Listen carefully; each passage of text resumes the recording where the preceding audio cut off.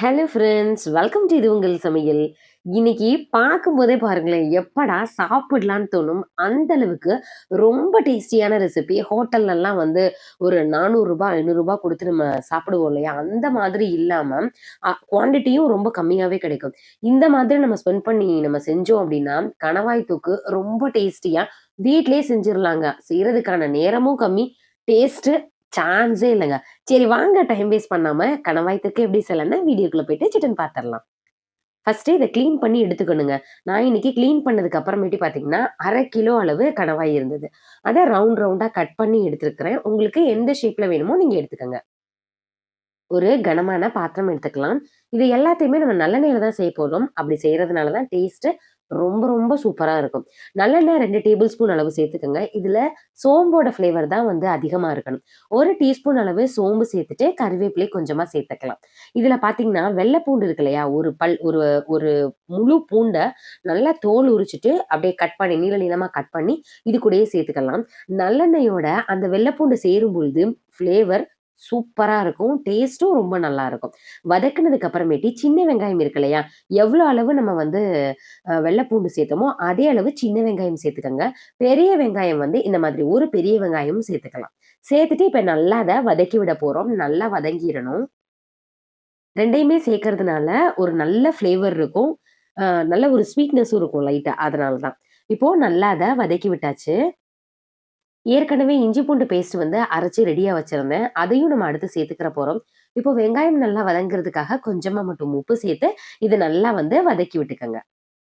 இப்போ பார்த்தாலே தெரியுது கலர் நல்லா சேஞ்ச் ஆயிருச்சு. இந்த நேரத்துல இஞ்சி பூண்டு பேஸ்ட் சேர்த்துக்கலாம். நல்லா திக்கா அரைச்சிருக்கணும். 1 பங்கு இஞ்சினா 2 பங்கு பூண்டு சேர்த்து நல்லா அரைச்சுட்டு 2 டீஸ்பூன் நெறைய எடுத்து நீங்க சேர்த்துட்டு, பச்சை வாசனை போற அளவுக்கு நல்லா அத மிக்ஸ் பண்ணி விடணும்.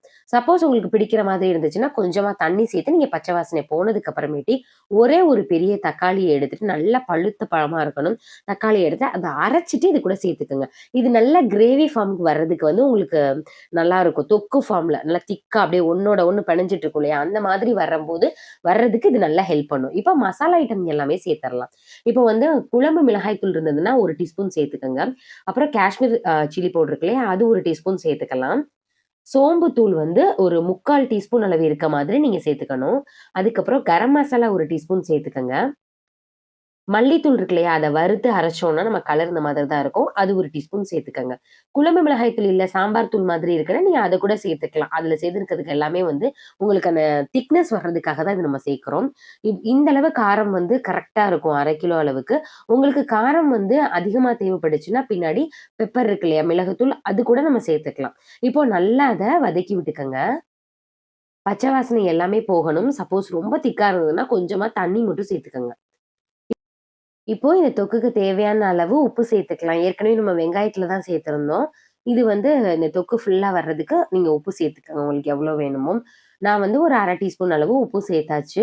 இப்போ நல்லா மிக்ஸ் பண்ணி விட்டுக்கங்க. பச்சை வாசனை எல்லாமே போனதுக்கு அப்புறமேட்டு தான் நம்ம வந்து கணவாய் எல்லாம் சேர்க்கணும். அதுக்கு முன்னாடி சேர்த்துட்டீங்கன்னா, உங்களுக்கு பச்சை வாசனை அடிக்கும். டேஸ்ட் அந்த அளவு நல்லா இருக்காது. பச்சை வாசனை எல்லாமே போனதுக்கு அப்புறமேட்டு நம்ம கிளீன் பண்ணி வச்சிருக்கிற கணவாய இதுல சேர்த்துக்கலாம். இந்த மசாலா எல்லாமே வந்து பார்த்தீங்கன்னா, 1/2 கிலோ அளவுக்கு சரியா இருக்கும். இப்போ வந்து கிளீன் பண்ணதுக்கு அப்புறமேட்டு இது 1/2 கிலோ இருந்ததுங்க. இப்போ நல்லா அத மிக்ஸ் பண்ணி விட்டுக்கங்க. தேவையான அளவு தண்ணி சேர்த்துக்கலாம். உங்களுக்கு கிரேவி ஃபார்ம்ல வேணும்னா நீங்க தண்ணி அதிகமா சேர்த்துக்கங்க. நான் இன்னைக்கு கொஞ்சம் திக்கா இருக்கிற மாதிரி தான் செய்ய போறேன். அதனால வேகுற அளவு தண்ணி சேர்த்து நல்லா மிக்ஸ் பண்ணி விட்டுட்டு, உப்பு, காரம் எல்லாமே உங்களுக்கு கரெக்ட்டா இருக்குதான்னு செக் பண்ணிக்கங்க. செக் பண்ணிட்டு ஒரு மூடி போட்டு ஒரு 15 நிமிஷத்துக்கு இத இப்படியே விட்டுறலாம். இப்போ ஒரு 15 மினிட்ஸ் ஆயிருக்கு. பாருங்களேன், நல்லா வந்து நம்ம ஊத்துன தண்ணி எல்லாமே வந்து அ எஞ்சிருச்சு. இதுல வந்து பாத்தீங்கன்னா, கிரேவி எங்க, அந்த மாதிரி கணவாய் எங்க அப்படிங்கிற அளவு ஒண்ணோட ஒண்ணு நல்லா மிக்ஸ் ஆயிருக்கு பாருங்க. மசாலா தனியா வராம, ஒண்ணோட ஒண்ணு மிக்ஸ் ஆயிருக்கு. இது வந்து இப்படிதான் இருக்கணும். இந்த மாதிரி செய்யும்பொழுது. நீங்க வந்து தண்ணி மாதிரி செஞ்சீங்கன்னா தனித்தனியா இருக்கும். இந்த மாதிரி தொக்கு மாதிரி ஃபார்ம்ல 2ம் இந்த மாதிரி ஒண்ணோட ஒண்ணு சேர்ந்து தான் இருக்கணும். இப்போ கொஞ்சமா கசூரி மேத்தி மட்டும் இதுல தூவிக்கலாம். இல்ல உங்கள்ட்ட வந்து கொத்தமல்லி தழை இருந்ததுன்னா, நீங்க அது கூட தூவிக்கலாம். சப்பாத்திக்கு அல்டிமேட்டா இருக்குங்க. சாதத்துல ஒரே ஒரு ஸ்பூன் போட்டு பெசஞ்சு சாப்பிட்டோம்னா, சூப்பரா இருக்கும். நல்ல ஸ்பைசியான ஹோட்டல்ல கிடைக்கிற மாதிரி இந்த கன்சிஸ்டன்சில நீங்களும் கண்டிப்பா கணவாய் தொக்கு செஞ்சு பார்த்தீங்கன்னா, அடிக்கடி செய்வீங்க. உங்களுக்கு ரொம்பவே பிடிக்கும். இந்த வீடியோ உங்களுக்கு பிடிச்சிருந்துச்சுன்னா, மறக்காம இது உங்கள் சமையலுக்கு சப்ஸ்கிரைப் பண்ணுங்க, லைக் பண்ணுங்க. இதே மாதிரி இன்னொரு இன்ட்ரஸ்டிங்கான வீடியோல பார்க்கலாம். Thank you friends. பாய்.